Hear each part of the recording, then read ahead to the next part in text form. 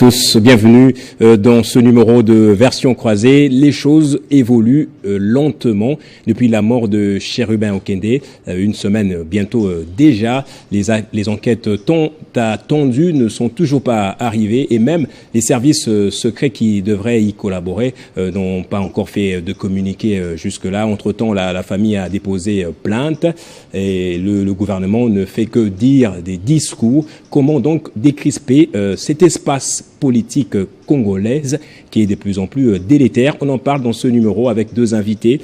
Faustin Chimanga, à ma gauche. Bonjour et merci d'être là, Faustin. Merci beaucoup pour votre invitation. Toujours un plaisir d'être sur votre plateau. Merci beaucoup, Faustin. En face de vous, c'est un nouveau maintenant là dans Version croisée. J'espère qu'on aura souvent l'habitude de vous avoir aussi. Ben Bryant Mbouyi, analyste politique. Merci d'être là aussi, vous également. Merci beaucoup, M. Gaëtan, de votre invitation. C'est un plaisir de partager ce plateau avec vous. Alors, je commence par vous, Faustin Chimanga, toujours en cravate rouge. Donc, ça vaut même plus la peine de rappeler que vous êtes un des communicateurs du LGD de Matata Ponyo qui, jusqu'à présent, se trouve à Kindu. On aimerait bien savoir est-ce qu'il va finir par rentrer à Kinshasa, peut-être pour présenter ses condoléances à la famille de Chérubin Okende.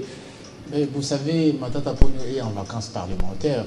Il est sénateur, oui. Le Sénat est en vacances. Oui. Il a pris ses vacances dans sa ville de Kindu. Oui. Il est en République démocratique du Congo, chez lui. Donc il pourra revenir. Mais il faut dire aussi qu'il a fui, qu'il a refusé de se présenter à l'invitation de la Cour constitutionnelle.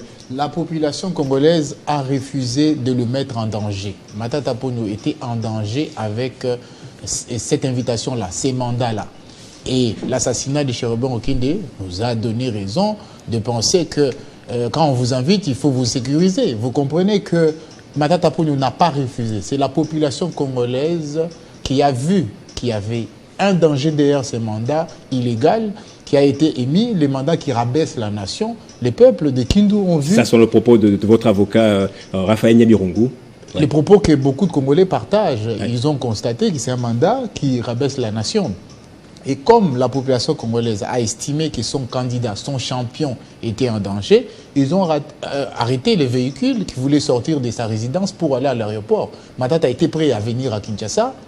La population de Kindu, la population congolaise a refusé parce qu'ils ont vu les dangers. Parce qu'aujourd'hui, mais si on a besoin de lui, on peut toujours mettre la main sur lui n'importe où, même à Kindu aussi. Non, mais vous savez, il n'est pas toujours à l'abri. Si c'est ça l'objectif, ouais. Il faudrait qu'on puisse nous expliquer pour quelles raisons ils vont s'apprendre à Matata. Nous savons déjà que les prochains mandats ou les prochaines actions judiciaires vont encore une fois nous montrer qu'il y a l'acharnement politique vers un candidat sérieux à l'élection présidentielle. Et la Cour constitutionnelle aujourd'hui ne rassure pas. Pourtant, elle devrait rassurer à 5 mois des élections. Aujourd'hui, la Cour constitutionnelle a carrément choisi d'être le levier du laboratoire noir de l'Union du Sacré qui veut écarter Matata Ponyo de l'élection. Le peuple congolais est vigilant. Il veut que son champion puisse gagner les élections parce que nous savons le seul rempart aujourd'hui pour la sécurité, pour les climats apaisés dans la République démocratique du Congo, c'est le leadership et la gouvernance de qualité. Vous l'aurez constaté que c'est inédit dans l'histoire politique de la RDC, retrouver un ancien ministre qui vient à peine de sortir du gouvernement assassiné. Et il n'y a toujours pas des enquêtes, il n'y a toujours pas un rapport même préliminaire pour nous dire dans quelles circonstances il a été assassiné. C'est quand même un ancien ministre de la République. Vous comprenez qu'on est dans un état qu'on nous avait dit hier sous effet de l'hypnose de l'Union du Sacré, qu'on était dans un état de droit. L'état de droit où on retrouve les anciens ministres assassinés, allez-y comprendre. C'est un état de non-droit carrément. Et ça, nous savons qu'il y a l'objectif derrière la machination politique, l'instrumentalisation de la justice pour écarter Matata Ponyo des élections.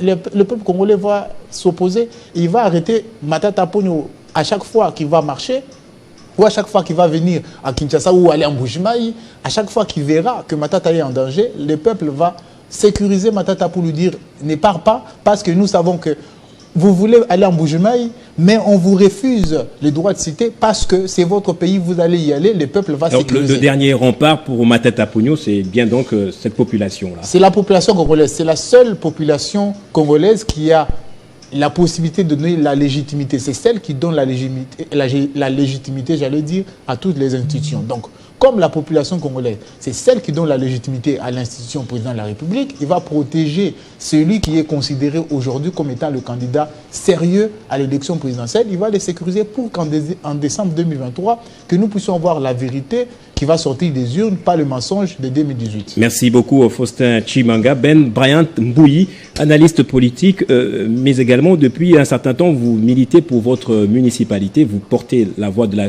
commune de Lemba, et vous êtes tout le temps sur le terrain. Où en êtes-vous avec ces descentes maintenant là?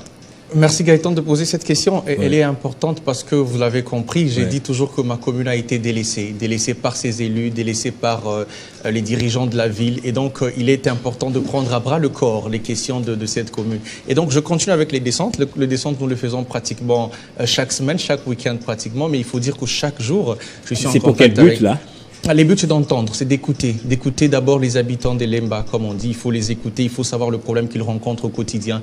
Nous avons le problème d'insécurité, d'électricité, l'énergie en général. Il y a beaucoup de problèmes que le Congolais de Lemba vivent au quotidien. Et donc, ce problème... C'est le même problème que connaissent aussi les citoyens d'autres communes aussi. Un peu partout, bien évidemment. Mais sauf que là, il y a une certaine particularité, spécificité. C'est le fait que nous n'avons pas grandi, nous, Lembaltec, nous n'avons pas grandi dans ces conditions-là. C'est un phénomène nouveau. Ce sont des phénomènes que nous rencontrons peut-être pour la première fois. Et donc, il faut comprendre, il faut connaître le maman maraîchère de ce coin, les étudiants de ce coin, quels sont le véritable problème et comment on peut y apporter une solution en intégrant les institutions. Parce que je ne veux peut-être pas en parler. Vous savez que j'ai un objectif, c'est celui d'intégrer les institutions au niveau provincial. Justement pour porter la voix de votre municipalité. Pour porter justement la voix de cette commune. Et donc, je dois connaître, je dois comprendre. Enfin, je connais parce que je suis des Lemba, mais je dois entendre, je dois savoir ce qu'ils pensent véritablement et ensemble nous mettre d'accord ou sinon étudier pour voir dans quelle mesure nous pouvons apporter une réponse ou porter un lobby au niveau des décideurs finalement. Justement, soit aux législatives, je ne sais pas si vous irez...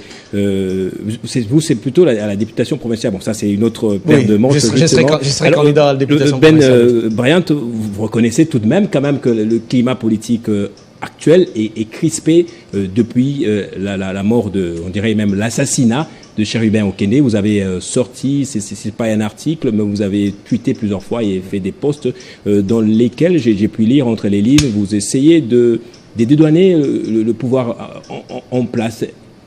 Pourquoi? Non, je ne pense pas que j'ai essayé de dédouaner le pouvoir en place. Vous avez lu mes tweets, vous aurez vu que j'étais moi outré, choqué, un peu comme la plupart d'entre nous. Chérubin Okende, c'était une figure importante dans ce pays, c'était un député national, c'était surtout un ministre honoraire, mais par-dessus tout, c'est un être humain. Vous savez ce qu'on dit, la vie humaine est sacrée.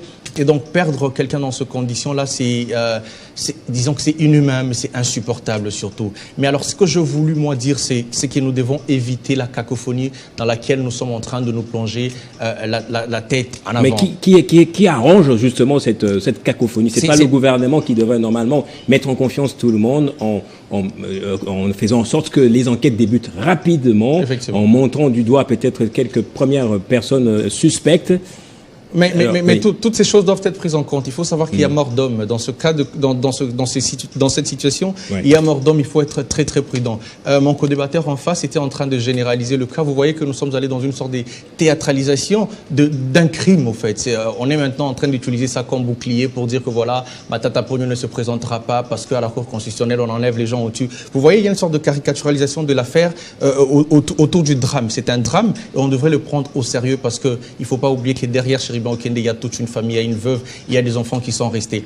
Le fait est que, avant même l'assassinat, avant le meurtre de Chérubin Okende, avant ce crime odieux, il y avait déjà ce climat délétère dans la capitale. Le climat politique était déjà crispé bien avant cela. Avec l'enlèvement de Salomon Escadela, l'enlèvement pour relaxation de oui, mais aussi les discours du chef de l'État. Voilà. Non, moi j'allais plutôt dire les discours incendiaires de l'autre côté, c'est-à-dire que les amis en face ne sont pas tout à fait dans la dynamique au fait de faciliter les choses. Vous entendez tout le temps des gens dire...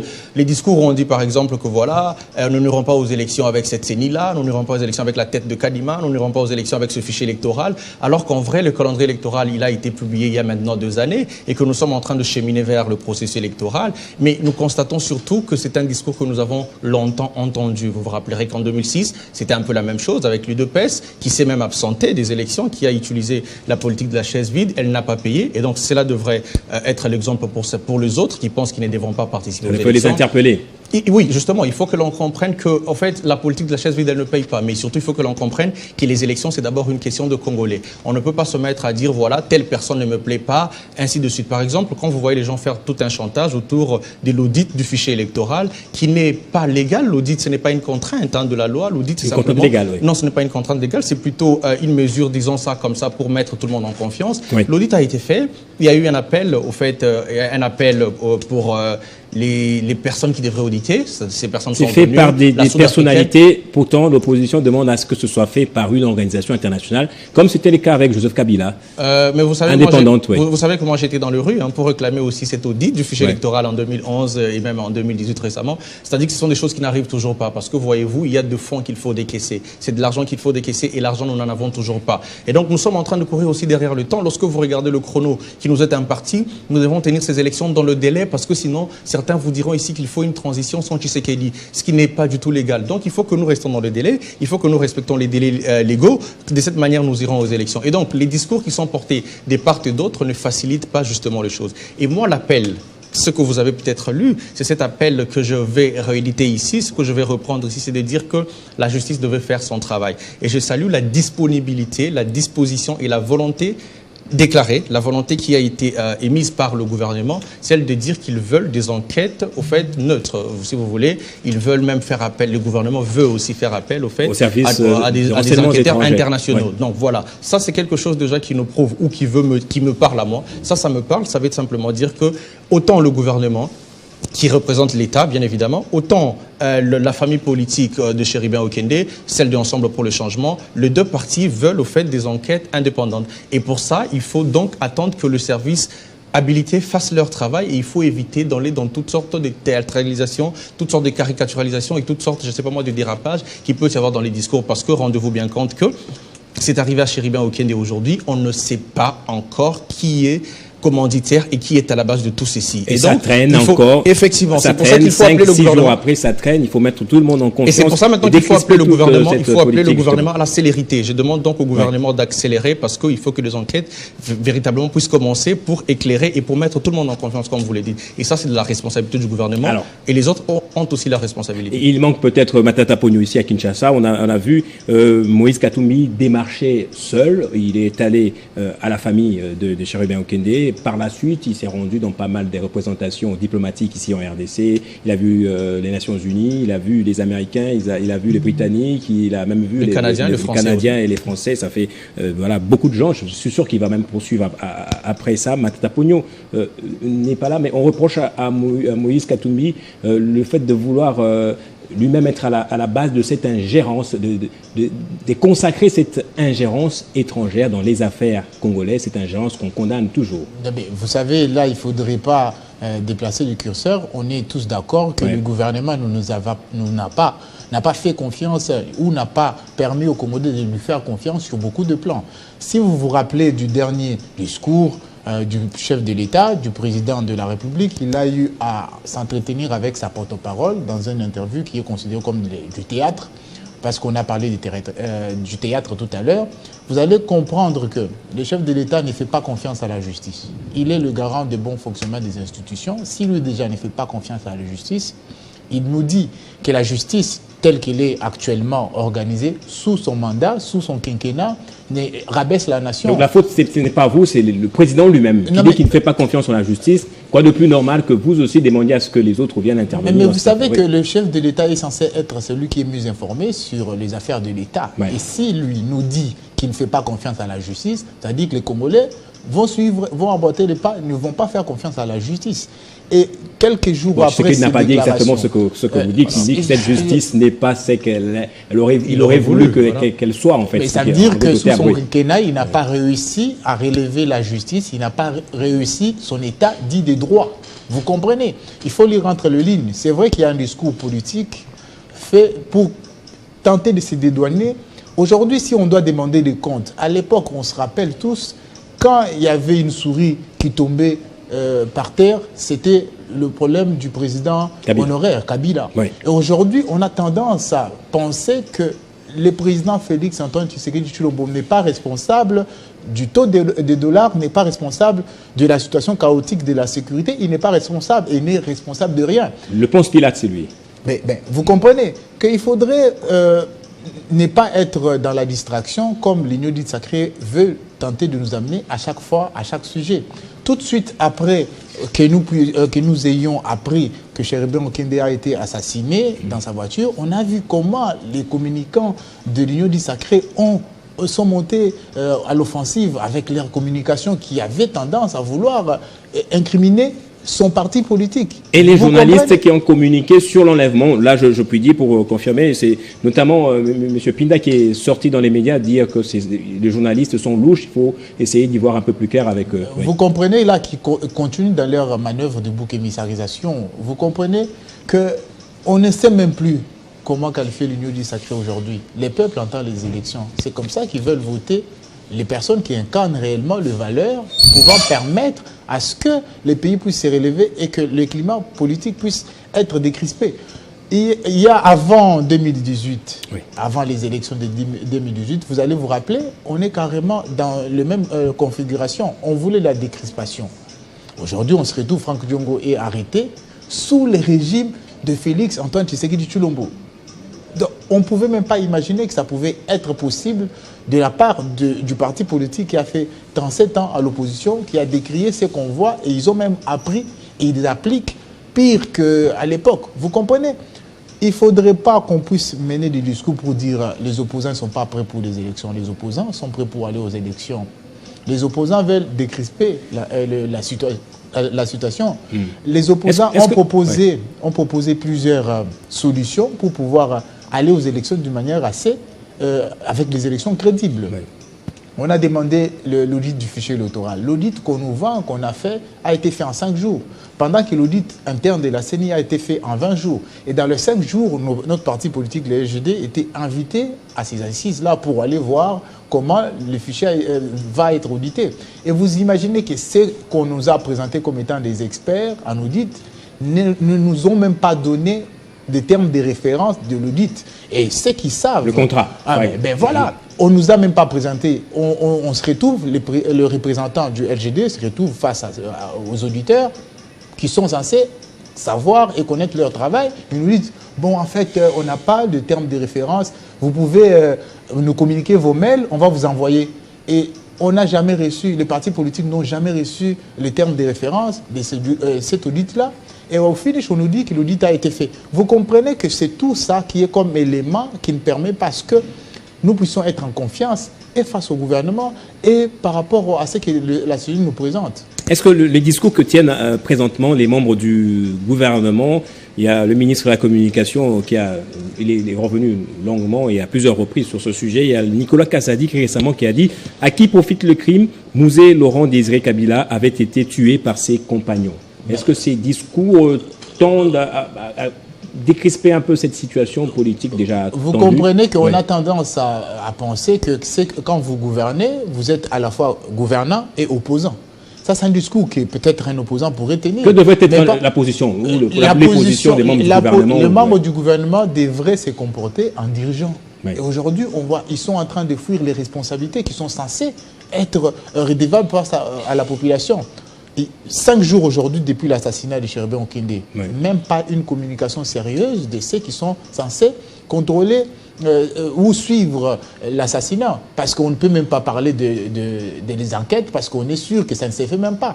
Parce que tout de suite, on est passé au jet de la francophonie, on a dit il ne faut pas qu'il y ait des incidents pendant la francophonie. Pendant qu'il y a 5 jours, il y a eu un éminent acteur politique qui a été assassiné. On veut tout ça, on veut tout faire pour distraire la population. Donc les enquêtes, si je comprends bien, les enquêtes sur ce drame, sur cet assassinat, peuvent faire les frais des Jeux Olympiques, plutôt des Jeux de la francophonie qui arrivent. Mais vous savez qu'il y a une stratégie. Depuis le début du quinquennat du président Félix, c'est donner à chaque fois à la population les effets hypnotiques pour pouvoir distraire. Depuis que nous avons commencé, est-ce que vous pouvez comptabiliser combien d'activités en grande envergure nous avons eu dans ces pays qui ont tendance à distraire la population? Plusieurs autorisations pour les stades de martyrs de concerts. On nous a refusé le stade de martyr, parce qu'au départ, l'opposition congolaise voulait organiser une grande activité. On nous a fait croire que c'était pendant une période de réhabilitation. Vous comprenez que tout ça est pour museler l'opposition, acculer l'opposition et justifier ça par l'organisation des Jeux de la francophonie qui sont organisés dans des conditions chaotiques, et les entraîneurs des équipes visiteurs sont en train déjà de se plaindre des conditions d'hébergement. Tout ça parce qu'on veut faire croire à la population qu'ils ont fait quelque chose pendant que l'Union dite sacrée n'a pas produit des résultats. Aujourd'hui, le seul bilan qu'ils veulent présenter, c'est avoir acculé Matata Ponyo, c'est avoir acculé Matata Ponyo sur tous les plans, refuser à Matata. C'est ça leur bilan en réalité. Ils n'ont pas d'autre bilan à présenter. Brian, c'est ce qui dérange un tout petit peu. Au lieu d'avoir des enquêtes, au lieu que l'on établisse des responsabilités après ce drame, on a des changements à la tête de la police nationale congolaise à Kinshasa et dans d'autres provinces également. Au lieu que des têtes tombent, soit à la cour constitutionnelle, soit encore dans les renseignements. Qu'est-ce qu'on a? On a le gouverneur de la ville qui dit, voilà, opération zéro incident lors des Jeux de la francophonie. C'est un peu ça, c'est qui dérange un peu la population, c'est qui crispe davantage la situation politique. Mais après, vous avez raison de dire ça, mais après, il faut contextualiser. Il faut quand même dire que le Jeu de la francophonie, c'est un contrat de longue date. C'est-à-dire que la mort... Mais parallèlement, on peut avoir d'autres choses aussi qui fait que... Bien sûr. Le drame du décès de Cherubin Okende est arrivé justement, qui nous est tombé comme un cheveu dans la soupe. Donc, ce n'était pas prévu. Donc, le Jeu de la francophonie, c'était prévu. Et donc, il faut véritablement que les visiteurs qui arrivent nous trouvent dans un certain climat de sérénité. Maintenant... est-ce que les ordonnances du chef de l'État aussi, qui chamboulent, au fait, qui remplacent les autorités de la police, elles aussi, elles sont antérieures au crime ou au décès de Cherubin Okende? Donc, il faut dire qu'il y a certaines choses qui sont antérieures, qu'il ne faudrait pas mélanger. Non. En fait, maintenant, il y a l'insécurité. Comme je l'ai dit, vous avez peut-être lu cette publication où je dis que la mort de Cherubin Okende nous rappelle aussi que l'insécurité n'épargne personne. Parce que comme je le dis, moi je ne veux pas aller dans des supputations, je ne veux pas aller dans de... Voilà. Moi je pense que ça peut venir de n'importe où et donc il faut attendre que la justice fasse son travail. Donc ça peut être un crime perpétré, je ne sais pas, par un simple bandit de grand chemin, peut-être. Donc l'insécurité généralisée... Non. Alors si c'était le cas, on devrait avoir des membres du gouvernement qui cherchent à ce que la vérité éclate. Mais quand un membre du gouvernement dit qu'à l'époque, Mouzé Laurent Désiré Kabila était assassiné aussi par ses compagnons, c'est pour jeter le flou, c'est pas dans ce sens-là. Je peux comprendre ça, mais le ministre Nicolas Kazali, quand il dit ça, c'est parce qu'il y a aussi des gens qui se sont permis d'attaquer l'État ou d'attaquer le gouvernement. Il y a des gens qui se sont permis de dire que Tshisekedi... Oui, il y a des gens qui se sont permis de dire que Tshisekedi est les commanditaires de ce meurtre. Alors qu'on peut bien se poser la question, est-ce que le régime Tshisekedi a des antécédents meurtriers? Est-ce que le régime Tshisekedi a déjà dans le passé tué quelqu'un? Des antécédents d'enlèvement, oui. Oui, d'enlèvement. Ce que vous appelez enlèvement, est-ce que c'est interpellation? Parce que par exemple, si vous dites que Mike Mukebaya a été enlevé, moi je vous dirais que non, je vous dirais qu'il a été interpellé. D'accord? Si vous me dites que Salomon Escadela a été enlevé, moi je me dis que non. Parce que l'enlèvement, les interpellations musclées alors. Mais bien évidemment, les interpellations musclées, ça peut exister. Même si moi je ne suis pas tout à fait d'accord avec ça, mais ça peut exister des interpellations musclées. Est-ce qu'on peut exonérer le pouvoir ou Tshisekedi personnellement de ce crime? Si oui, comment? Dans quelle mesure? Alors, on peut l'exonérer pourquoi? D'abord, on peut exonérer la personne de Tshisekedi, parce que, comme je le dis, cette personne, ou même son régime, n'a pas d'antécédent meurtrier, c'est-à-dire qu'on ne l'a pas vu dans le passé tuer quelqu'un, on ne l'a pas vu dans le passé, voilà, en plus de cette... C'est-à-dire qu'il n'y a pas d'antécédent de ce point de vue-là. Mais deuxièmement, c'est quelqu'un qui n'a pas... Cherubin Okende particulièrement n'est pas une personne véhémente, ce n'est pas une personne agressive envers Tshisekedi. On en connaît de personnes agressives contre Tshisekedi dans ce pays. Salomon, les témoins aujourd'hui, on accuse qu'il est en collision avec les Rwandais. Oui, mais peut-être qu'il était impliqué dans autre chose ou qu'il est impliqué dans autre chose. Là, de ce côté encore, il y a des enquêtes qui continuent. On a vu qu'on a interpellé pratiquement de la même façon. On a interpellé M. Franck Diongo, il a été relaxé. Donc ne vous inquiétez pas, s'il n'y a rien, il sera relaxé. Moi, je ne trouve pas pourquoi on va en faire une patate chaude. Après, on peut exonérer aussi la personne Tshisekedi, parce que Cherubin Okende n'avait rien de très violent envers Tshisekedi, parce que Tshisekedi, c'est quand même quelqu'un qui a grandi dans un environnement, qui connaît un peu les brimades et tout ça. Mais maintenant, on peut ne pas l'exonérer parce qu'il est président de la République et chef de l'État. Oui. Alors, là, c'est pour ça que je faisais la différence entre la personne de Tshisekedi et la fonction du président de la République. En tant que chef de l'État, il est garant de la sécurité de tous les Congolais, où qu'ils se trouvent. Lorsque j'ai appris de la mort de ces drames, le premier tweet que je fais, je disais que ceci était une opprobre. Je disais que c'était une tache d'huile. Parce qu'en plus de cela, Tshisekedi était en train de réussir au fait le pari de finir son quinquennat sans avoir du sang sur la main de manière directe. Quand je dis de manière directe, ça veut dire que sans compter ce qui se passe à l'est du pays... Qui a eu les sangs de manière directe? Non, mais après, on peut parler de Mobutu, de la pendaison sur la place qui abrite le stade de Martyrs aujourd'hui. Okay. Et après, ça peut continuer, mais moi, je peux vous épargner le reste. Mais après, ce que je voulais dire, c'est que Tshisekedi était en train de réussir au fait ce pari-là. Et donc, ce drame arrive comme une tache d'huile. Une tache d'huile contre sa personne, mais une tache d'huile aussi contre son quinquennat et donc son régime. Et donc, de ce point de vue, en tant que chef de l'État, en tant que garant de la sécurité de tout le Congolais, il ne pourra pas être exonéré de ça. Mais est-ce que ceci veut dire que c'est un crime d'État? Parce que lorsqu'on dit, par exemple, que c'est un crime d'État, je vais citer l'honorable Loubaya, parce que c'est un député, il faut le citer, il s'est quand même mal comporté de mon point de vue. Il est allé dans des accusations pratiquement frontales, directes, avant même que les enquêtes n'aient commencé, comme vous le dites. Et donc, je considère que ce comportement-là devrait être évité. Alors, vous dites qu'il n'y a pas d'antécédent. Moi, je vous trouve un antécédent verbal, qui est ce qu'il a dit à Mbujimaï. Quoi que l'on en dise, violation des droits de l'homme, violation de la Constitution, je m'en fous. Je sais qu'il y a des gens qui manigancent des choses contre la sécurité de l'État. N'est-ce pas là, ça peut mettre la puce à l'oreille à quelqu'un à ces propos-là aussi. Ouais, mais sauf que lorsque vous enlevez le texte de son contexte, vous avez tout biaisé. Vous en faites un prétexte. Ils ont été préparés apparemment. Non, au fait, le président Tshisekedi, ce discours-là, vous le suivez en intégralité. Moi, je le suivi en intégralité. Il était en train de dire au fait qu'il y a deux gens au fait qu'ils sont engagés sur une tendance dangereuse de diviser le Congolais, de séparer le Congolais et d'attenter à la sécurité de notre pays. Alors, est-ce que vous êtes en train de me dire que M. Cherubin Okende a attenté à la sécurité de ce pays? Moi, ça me choquerait beaucoup. Je connais un peu la personne. Donc, on ne peut pas utiliser, voilà, et donc on ne peut pas utiliser cette phrase du président Tshisekedi qui est sortie de son contexte. On ne peut pas l'utiliser comme alibi ou je sais pas, on ne peut pas l'utiliser pour justifier ce qui s'est passé. En réalité, on pouvait bien l'arrêter s'il était impliqué dans quelque chose. On pouvait l'arrêter comme on le fait avec M. Salomo Kalonda, comme on l'a fait avec Jean-François Justement, ce sont des propos qui sont tombés à quelque temps après l'arrestation ou l'interpellation de Salomo Kadela. Mais comme je vous dis, c'est une coïncidence. Tshisekedi s'est reprophète, peut-être qu'il n'aurait pas tenu ce propos-là. Vu maintenant la tournure que les gens veulent donner, donc moi je pense qu'il a dit qu'il s'attaquerait, au fait, sans remords. Ça ne voudrait pas dire attenter physiquement. Et donc vous voyez que vous aurez du mal à trouver un antécédent du régime ou de la personne Tshisekedi en train d'attenter à la vie, au fait des autres. Et donc de ce point de vue-là, je pense qu'il serait très prudent de la part de tout le monde.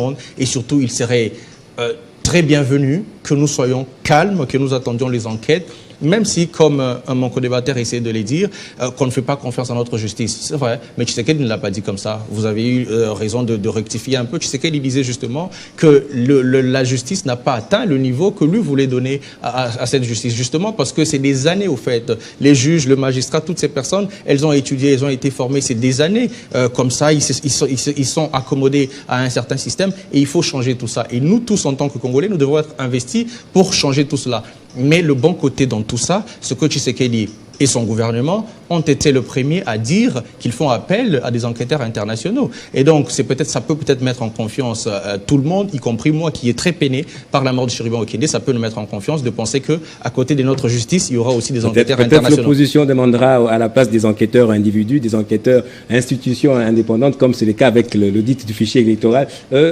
Faustin Tshimanga, Ben Bryant dit que Tshisekedi n'a pas du sang sur les mains, en tout cas de manière directe, donc il ne faut pas aller dans la précipitation pour lui imputer ce drame. Il faudra attendre les résultats des enquêtes qui vont venir. Moi, je risque de dire qu'on attendra longtemps pour voir les résultats de ces enquêtes. On en attendra très longtemps. Parce qu'il y a beaucoup de dossiers judiciaires qui ont été clos, comme les dossiers de Matata Ponyo, qu'on a remis en sellette parce qu'on veut à tout va mettre la justice, considérer la justice comme étant un levier du pouvoir. Vous comprenez? Il ne faudrait pas faire semblant de ne pas comprendre les choses telles que ça se passe sur l'échiquier politique. On est dans une réelle politique. Nous savons comment l'Union dite sacrée se comporte. Comment vous justifiez que l'ordonnance présidentielle a nommé quelqu'un sur un poste, mais quand on le notifie, on le retrouve à Kabé-Kamonga? Vous comprenez qu'il ne faudrait pas faire semblant que nous ne voyons pas comment la République est gérée. La République est gérée de la plus mauvaise des manières.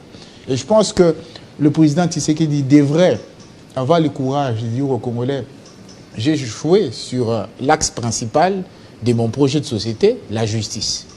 il y a il n'avait jamais dit que c'était l'axe principal. Non, mais je vous dis, quand vous faites 37 ans... On n'a pas connu son programme dès le début. Ah ben déjà qu'on n'a pas connu son programme dès le début. Il a été présenté à l'hôtel Béatrice. Non, mais en fait, la pauvreté, il s'agit de quoi exactement? Aujourd'hui, on n'arrive même plus à suivre. Parce que vous me dites que ce n'est pas l'axe principal. Mais 37 ans de lutte, c'était pour établir l'état de droit, ou l'état dit de droit.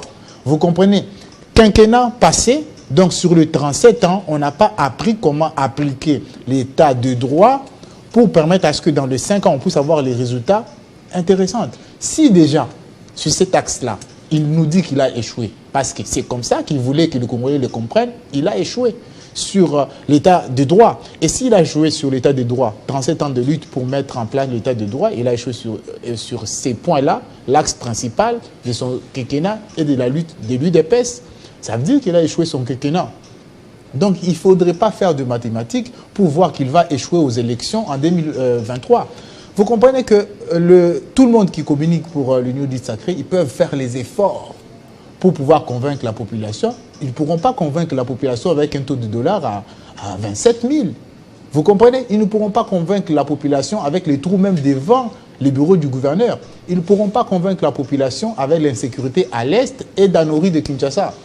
Chose qui ne s'est jamais fait. Je ne sais pas si dans l'histoire politique de la RDC, on a déjà assassiné un ancien ministre. C'est dangereux. Et quoi de plus normal qu'un ancien Premier ministre puisse prendre beaucoup plus de précautions parce qu'on sait qu'on l'invite à un lieu où...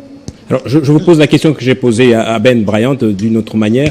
Pourquoi on imputerait à Tshisekedi cette charge, ce drame, justement, alors? Mais vous savez... Si lui a défendu qu'on pourrait l'exonérer, vous, pourquoi, alors, on devrait le charger? Vous savez, depuis très longtemps, depuis le début de ce quinquennat, si vous remarquez, à chaque fois qu'il y a quelque chose, ce n'est pas Tshisekedi, c'est quelqu'un d'autre. Mais à l'époque, on disait, tous les mots de la RDC, c'est Kabila. Aujourd'hui, comment on ne demanderait pas de comptes au président de la République? Il nous a promis l'Allemagne d'Afrique. On en est où? On demande des comptes pour ça aussi. Parce que la parole publique doit être prise au sérieux. Si vous êtes un homme et un acteur public, vous promettez, il faut arriver à réaliser. Il ne faudrait pas faire 5 livres de promesses sans réaliser des promesses. Vous comprenez qu'on doit demander du compte au président de la République. Il nous a promis une RDC en sécurité. On n'est pas en sécurité. Kinshasa est devenu invivable. Au bout de 18 heures, tout le monde fuit la ville parce qu'on ne sait jamais. On risquerait de retrouver un ancien ministre assassiné. C'est comme ça que les Congolais ont vu qu'il y a danger. Le gouvernement est dans l'incapacité de pouvoir sécuriser les Congolais. Les Congolais se sont dit, on a besoin d'un candidat sérieux à l'élection. On a besoin de Matata Ponyo. Les Congolais ont décidé de les sécuriser. Bah ça c'est vous qui dites, les Congolais l'ont dit. En tout cas, ça n'engage que vous, les Congolais, les diront peut-être lors des élections. Là, mais effectivement, en fait, il faudrait commencer par laisser tous les candidats concourir. Si le pouvoir actuel ou les quinquennats étaient réussis, on n'allait pas voir tous les théâtres que le pouvoir est en train de faire pour trouver un bilan. Et je vous dis que le seul bilan qu'ils vont pouvoir présenter aux Congolais, c'est le fait d'avoir fait l'acharnement politique contre Augustin Matata Ponyo. C'est le seul bilan. Parce qu'ils ont réussi dans ces domaines-là. Ils ont réussi l'acharnement politique. C'est seul ces bilans-là qu'ils peuvent donner.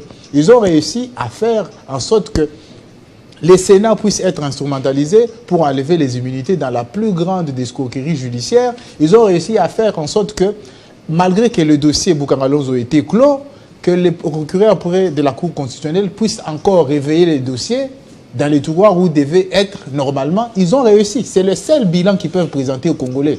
Parce qu'ils ont réussi à museler l'opposition. Ils ont réussi à instrumentaliser la justice. Ils ont réussi à détruire la justice. Ils ont réussi à rabaisser la justice. C'est comme ça que le président de la République aujourd'hui déjà anticipe. Ouais. Il anticipe en disant non. Je n'ai pas, mon plus grand regret, c'est la justice. Je n'ai pas réussi à pouvoir appliquer mon programme judiciaire et ma politique n'a pas réussi. C'est ça qu'il veut nous dire en réalité. Et les Congolais vont lui dire, ok, nous t'avons compris, on ne te donne plus un deuxième mandat. Parce que nous ne voyons pas comment vous allez réussir à pouvoir gérer la République pendant que vous n'avez pas pu produire des résultats au premier quinquennat. C'est comme ça qu'on va choisir quelqu'un qui a un leadership et une gouvernance de qualité pour pouvoir gérer le pays. C'est le seul rempart aujourd'hui pour la République. Alors, le professeur Nyamirongo, l'avocat de Matata Ponyo, a montré noir sur blanc, avec des textes juridiques à l'appui, que c'est en tout cas infondé de pouvoir vouloir juger Matata Ponyo, que Matata soit jugé par la Cour constitutionnelle qui avait précédemment pris une décision montrant que Matata n'était pas, que la Cour n'était pas compétente à pouvoir le juger. Ben, finalement, s'il faut le juger, on le jugera où? C'est la question que les Congolais simples se posent. Mais est-ce que la volonté, c'est de pouvoir faire un jugement politique à Matata? Matata a été devant les juges. Matata a été devant son juge naturel. La Cour de cassation s'est déclarée incompétente. On a renvoyé le dossier au niveau de la Cour constitutionnelle, incompétence de la Cour constitutionnelle. Dans le dossier Bukanga Lonzo, c'est acté, l'arrêt RP 001 dit des choses claires, qu'il ne peut pas être poursuivi pour les faits où il n'est plus justifiable devant la Cour constitutionnelle. Vous comprenez là que la Cour constitutionnelle, c'est des juges naturels des premiers ministres en fonction. Matata Ponyo n'est plus Premier ministre. C'est comme si, face au chaos, on veut que Matata Ponyo vienne encore sauver. Il va les sauver quand il va gagner les élections en 2023. Croyez-moi, la République est en danger. Si on veut instrumentaliser la justice, parce qu'il s'agit là d'un procès politique, si on était sérieux, très sérieux dans l'application des textes de loi, Matata Ponyo ne devrait plus, j'allais dire, se retrouver face à cette machination de la justice. Vous comprenez là que Matata Ponyo ne fait pas face à la justice, il fait face à l'instrumentalisation de la justice. Si on devrait interroger nos lois de la République, Matata Ponyo ne devrait plus se retrouver dans ces dossiers de Bukanga Lonzo. Alors, merci. Faustin Chimanga, Bryant, je vais vous lire un tweet de Marwan Ahmed, Bin Ahmed de Jeune Afrique. Il a tweeté hier, il a dit plus de quelques jours après l'assassinat de Cherubin Okende, député et ancien ministre congolais, toujours aucune information sur les circonstances de sa mort. C'est même le brouillard de plus total, inquiétant dans un contexte politique tel que la RDC se trouve, tel que la RDC connaît justement. Ça veut dire même les médias internationaux cherchent à voir clair dans cette affaire et c'est le pouvoir, peut-être je ne sais pas qui essaie de casser les choses. Une autre raison de pouvoir montrer, dire que c'est le pouvoir qui manigance des choses derrière. Non, Gaëtan, je ferai à Marwan le reproche que je fais à Christophe Rigaud de Africa Arabia, je crois.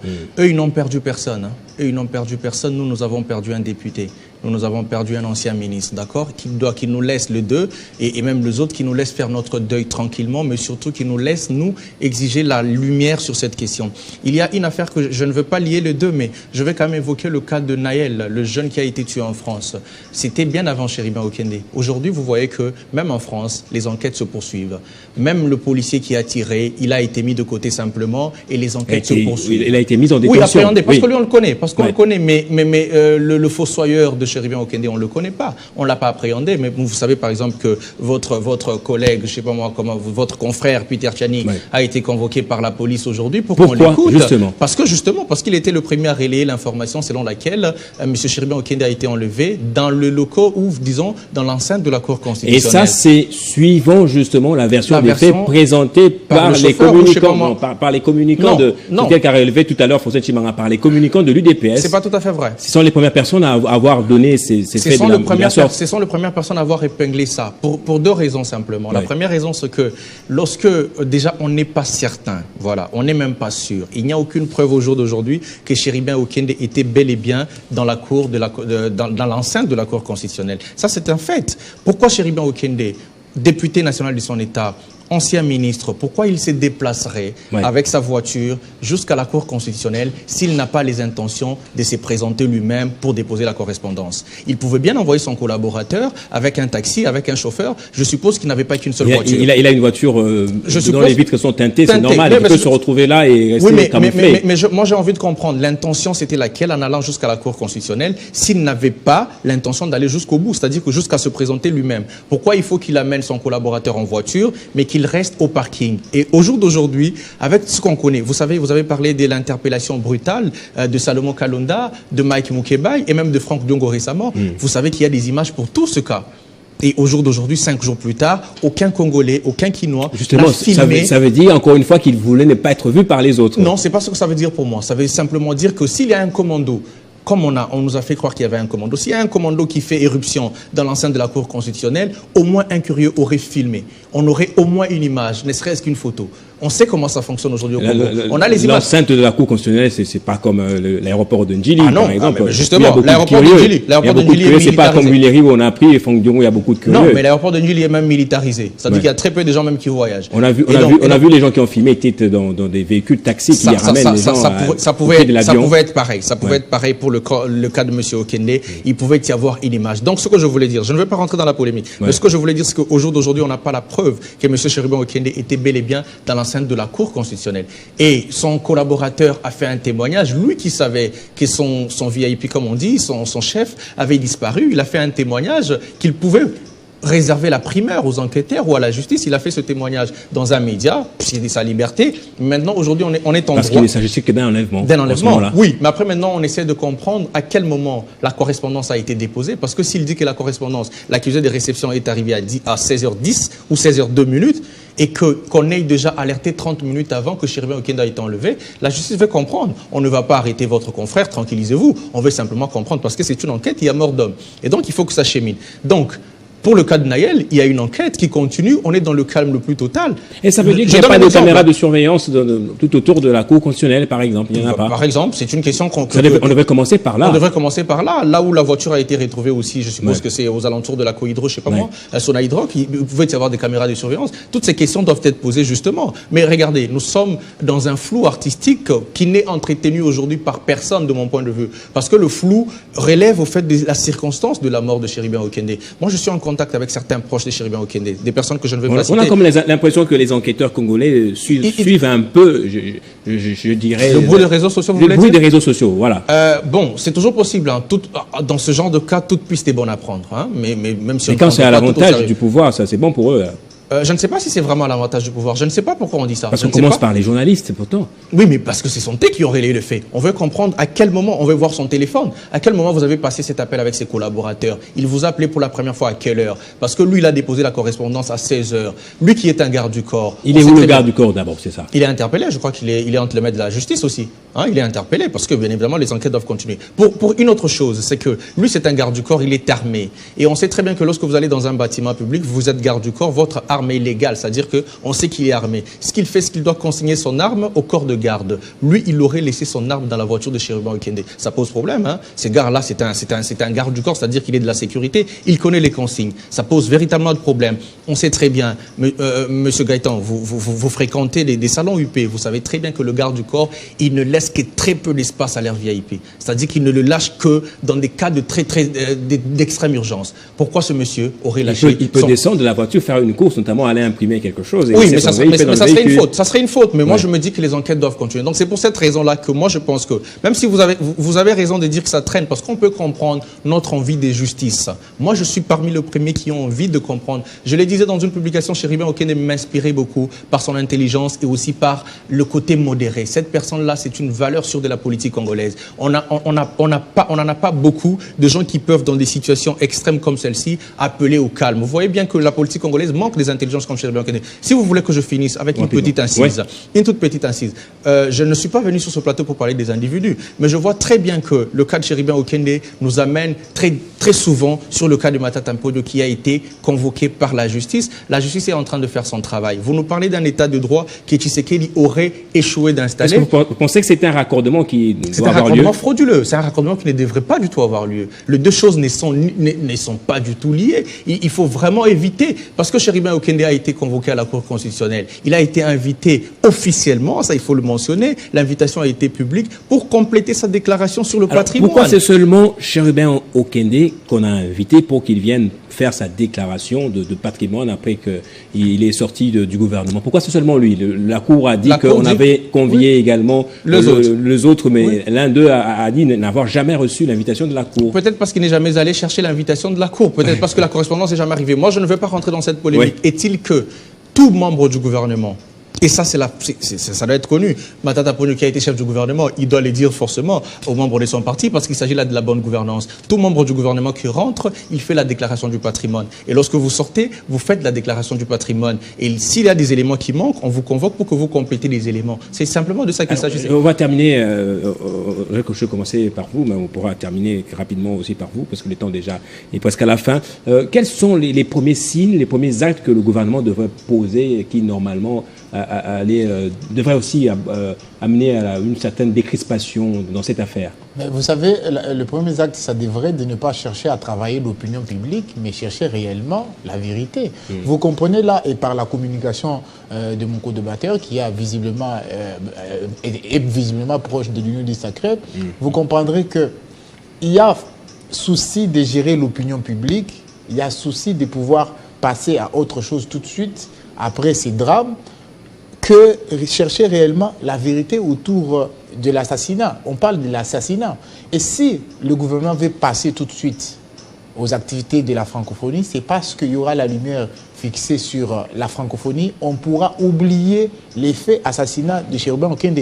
On travaille là l'opinion publique. Et quand on convoque les journalistes, par exemple, aussi, mais quand on convoque les journalistes, ça décrispe rapidement. Mais en fait, c'est quand même curieux de voir que si on veut prendre les choses au sérieux, on s'attaque à la personne qui a relayé l'information, qu'aux vraies personnes qui pourront... Moi, j'aurais bien voulu qu'on puisse appeler les personnes qui étaient à la Cour constitutionnelle ces jours-là. Les personnes qui ont envoyé l'invitation devraient aussi être interpellées. Vous comprenez? Ça allait être beaucoup plus sérieux. Si on attaque un journaliste qui est proche de Moïse Katumbi, que tout le monde sait qu'il est proche de Moïse Katumbi, tout le monde sait qu'il est proche de l'information qui est liée à Moïse Katumbi, vous comprenez là que c'est la même logique de chercher à étouffer une certaine opinion qui s'exprime pour démontrer que c'est un crime qui n'est pas qui est très proche d'être rattaché à un certain camp politique. Vous comprenez? Si on veut décrisper la classe ou les climats politiques, on devrait organiser les bonnes élections. On devrait accéder à la demande de l'opposition, c'est-à-dire demander l'audit externe. Et l'audit, on se rappelle, l'OIF a audité les fichiers qui a permis les élections de 2018. Pourquoi pas faire appel à l'OIF pour qu'il puisse à la fois auditer. Et si on veut décrisper, il faut arrêter de s'acharner sur les acteurs politiques. Merci beaucoup. Faustin Chimanga, on signale qu'on n'a plus de temps. Faustin Chimanga, communicateur du LGD. Ben Bryant Mbouyi, analyste politique. Merci à vous deux pour ce débat élégant. J'espère qu'à la maison, vous avez tous apprécié cela. On se retrouve la semaine prochaine avec de nouveaux invités et une nouvelle thématique. Merci.